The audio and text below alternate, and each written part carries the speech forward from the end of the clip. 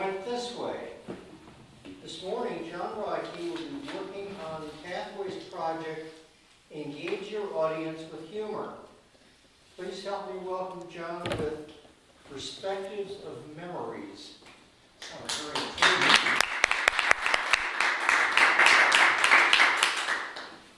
Probably heard the cliche phrase, you are the hero of your own story. Nobody's been the hero in their own story. It's your perspective. You're going through life. You're working through it. And you are trying your best to do the best you can every day. Some days you're better, some days you're not. You've been the villain in a story. My brother was recently in town. I dropped him off at the airport yesterday morning, way too early. And we're chatting, we're going through memory lane, we're talking about all these experiences. And it came up, hey, remember that rock fight?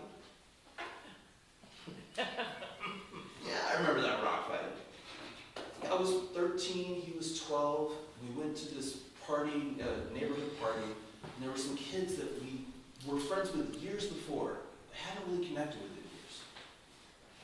And for some reason, our very, very immature brains thought, let's get in a rock battle. So some people are rock stars with guitars. We were rock stars with chunks of shit. And we were chucking across an arroyo. In New Mexico, an arroyo is a dry streambed. Maybe runs once or twice a year if you're lucky. So they're 50 feet away, 60 feet away, and they have a piece of plywood. And they are hunkering behind this piece of plywood, going here, jumping out, chucking rocks. Well, my brother and I, we adapt our strategy to not have anything to guard us. Instead, we will make sure that we can see what's coming at us and keep them under cover. So we are hucking rocks across this road, back and forth, back and forth, back and forth, for maybe half an hour. I mean, shoulders getting sore as I think I took out 3 of them at different points. He took out 2 of them at different points, and it was the brothers Rodkey versus the other kids. Not the greatest moment. Nobody lost an eye, luckily. There were some bruises, there were some hurt feelings, and some scuff marks. A little later on in the party, everything's calmed down, we've eaten food, and we're chatting, and one of the guys who was one of my best friends earlier, Owen, who hasn't grown that much, and he has a bit of a chip on his shoulder, he goes, hey, we're gonna take out your brother. And I'm like, well, you're gonna have to take me out too, that's in my brain.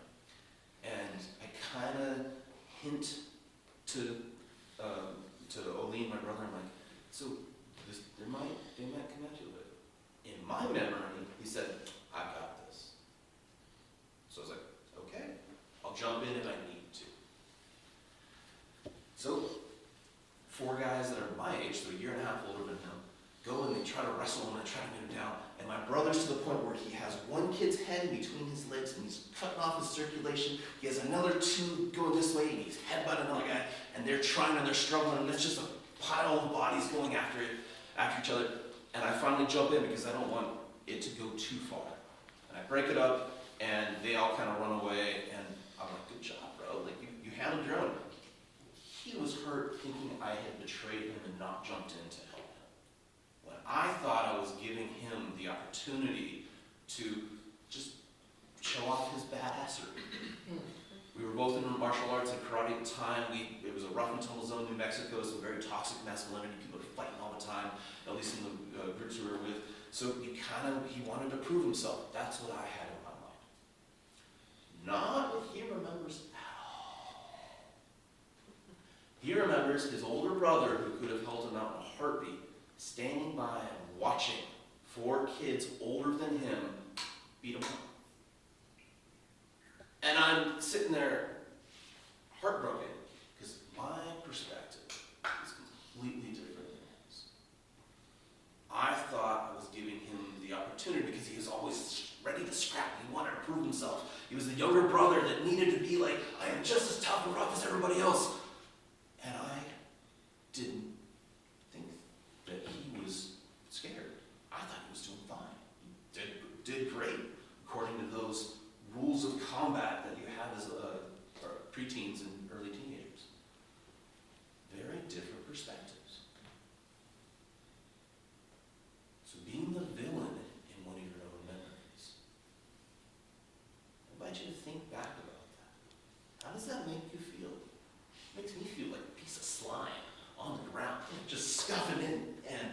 subconscious, my just core being of trying to be as good of a person as possible is going, you did that. Beating on myself for failing to protect my brother, failing to help him. When the other part of me goes, wait, I remember something different. I remember him saying he wanted to do this. And I was there as a fail-safe. What's correct? I'm not sure. I'm wrestling with this. I'm evaluating this. I'm trying to figure it out. You're never going to be perfect. Perfection is the enemy of progress. But we can be continuing to improve and work towards that. Right? So my brother and I's relationship, we've had some turbulent times, but most of the time it's been pretty good. And lately, he's a brand new dad, he's an 8-week-old daughter, and he's figuring it out. He's like, I don't want to create the environment where my daughter's going to be in danger. And I don't want to be in that culture that we grew up in. Yet he's living in that same hometown. And he's trying to break the mold. He's trying to get away from that. And that difference in internal struggle and battle, I left that by moving to Eugene. I left that by extricating myself from that situation and scenario. But whenever I go back, the hackles go up and back of my neck, my head's on a pivot, I'm ready to fight. And this is childhood trauma. This is past behaviors based upon events that have happened. And I don't like it at all. And here, I'm calm, it's just like, it's fine. But there, I'm ready to go. And one of the last times I was there, I almost got in a fight. I don't want to fight. But it was so close to happening. Barely de-escalated the situation. And it was over a parking spot. I'm pulling in and this guy tries to run into me. And I'm like, dude, what's going on? He's like, that was my spot. He wasn't even in the parking lot. Chip on his shoulder, angry, aggressive. Got his way most of the time probably, but he didn't that day. And it almost happened. So the idea that in that guy's who almost hit me, I was the villain because I took the parking spot. But I'm not a villain in my own story with that. With my brother's story, I'm the villain. Because I stood by and watched something happen that shouldn't happen. Right now, on a national and global perspective, we are in a place where we are watching